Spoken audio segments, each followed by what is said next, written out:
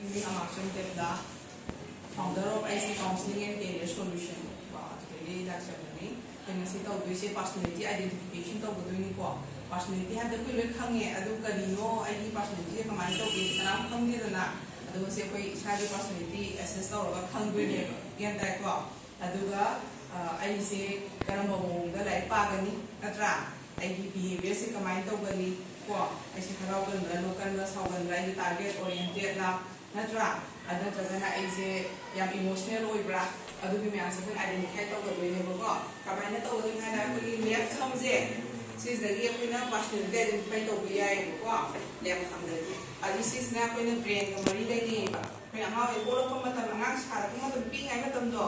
Ada aku brain ni brain semua pematam the skin brain semua unique macam tu dah sekali. Tapi Aadhaar lo draw ni pun makin mana di ko. Aduh Aadhaar lo segi fingerprint sih lo ini na. Aduh segi fingerprint sih aku brain kembali lagi ba.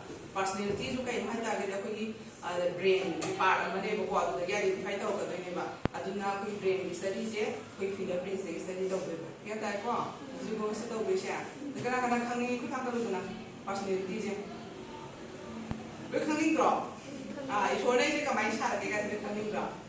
Okay, kang ni nasi ko. Okay, thank you.